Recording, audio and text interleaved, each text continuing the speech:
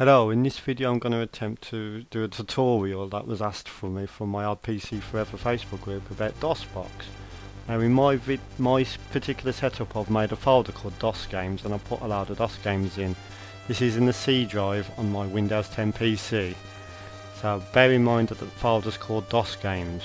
You can name it what you want, but it will become more clear later when you actually come to dosbox why the naming of this folder is important.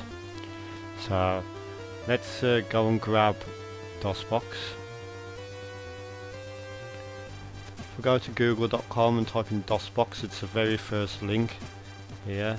As you can see, I've typed in dosbox NXX emulator. Now if you go to downloads, I'm using Windows, so that's the top link here. You can get macOS and all different versions of it, but I'm going to be using Windows version in this demonstration. Accept any privacy if it comes up, and just wait for this counter to count down and it should automatically start downloading, as you can see in the bottom.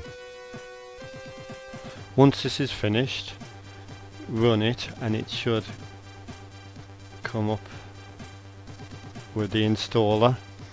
So we just install it, just press next, just keep everything the same as it is and install. It doesn't take a second,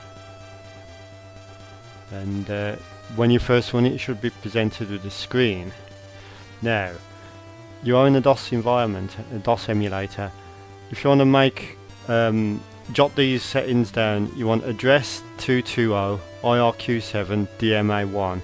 If you just jot them down, it will come in useful later. So if you mount that folder, you type in mount C space C:/DOS games or whatever you call that folder. Now when you go into the C drive in dosbox and type in dir, it should list the contents of them games that you earlier copied over under Windows 10. Now, as you can see, these are all directories. That's what that dir means. So to go into a directory, you type in the command cd space and then the directory name. Now as you can see, inside this particular folder, Dynablaster, or there's an exe file and there's another exe file, but if you just go for the one that looks more logical like the game, so Dyna, it will automatically run the game. Now that's an easy one because Dynablaster doesn't need any sound setup because it's already automatically configured. But you will find that other games are not. Now this is due to the amount of sound cards that were available on the PCs and the different ones, but dosbox uses a more common Sound Blaster settings, which you jotted down earlier, hopefully. So if we look at Doom, for example, you've got an exe file up here, an exe file here, and two exe files down here. Now you're probably thinking, which one do you go for? Well, setup.exe is the one to logically go for when you first install a game, because that's the setup. You've got to set up the game. So now we've run the setup utility and you get to choose your music. Now if you choose Sound Blaster 220 like we had before, 220, 7 and 1 as we saw before, you might have to slow that down a bit because I did that a bit fast. And then if you save it, the game should launch and it should have full sound support. So that's not too difficult. Most games, if it's an if it's a manual setup program, will be something along them lines where you've got to choose 220, 7 and 1. 220 for the address, 7 for the IRQ and DMA as 1. Well that's if you want to use Sound Blaster in dosbox. Obviously if you've got a real vintage PC, these are going to differ because there's that many different sound configurations, and the way ISA works, it might not work to that. So let's try another one. If you type in dir//w, it does it in a more horizontal format, the directory listing. So it's basically an operating system but without a GUI, so you've got to do everything through text. So have a look at Vikings. I can't really run this one because it's not complete, so I apologise about that. I didn't rehearse this video, I just did it as I did it. Let's have a look what other games are on here. So I've got Dune. So as you can see, there's plenty of files on this one, and you can't see the exe file. So if you type in to make it in horizontal format, you still can't see where all the files are. But if you type in **star.exe or the extension you want, it will only show them files with that extension. So on this one, it hasn't got a setup, but it's got an install exe, which is basically the same thing.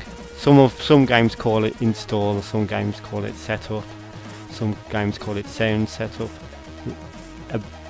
and so you will need to look for BAT files as well, which stands for batch. Well, I'll explain that in a minute. So if we go into the install, this one's got an automatic configuration, but you must run it before you run the game. So yeah, we can see it's got Sound Blaster. So yeah, we will always want VGA on these games, or SVGA, Sound Blaster.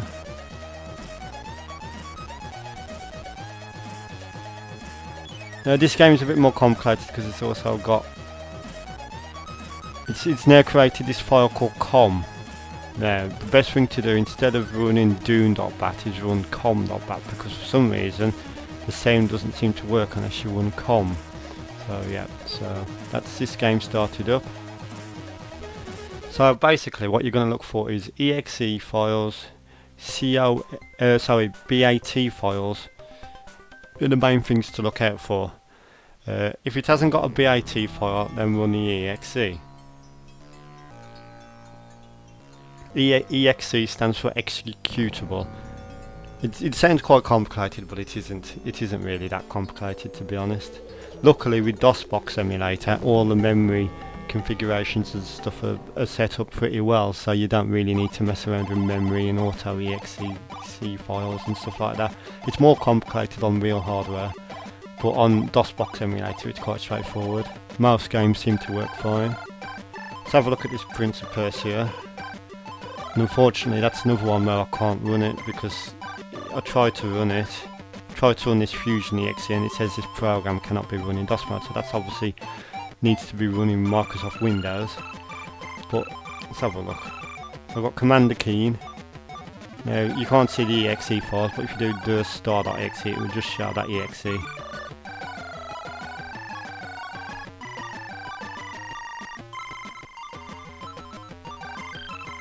So yes, Commander Keen works just fine.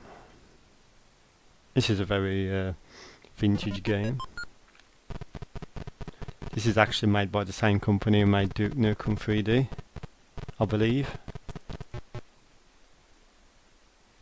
This is just like a side-scrolling platform style game.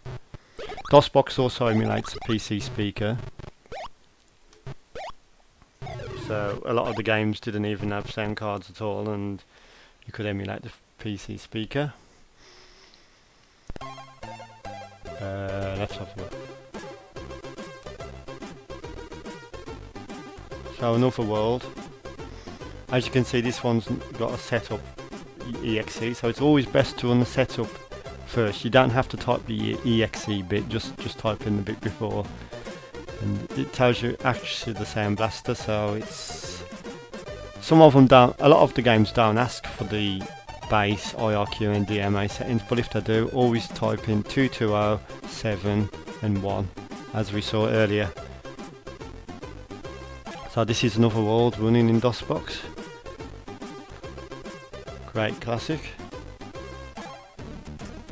So yeah, it's only a very brief tutorial. It's not the best tutorial, I know, but I can probably cover it in more detail. It's just something I'll quickly put together. And yep, so this is another world. As you can see, all the sound and everything's present.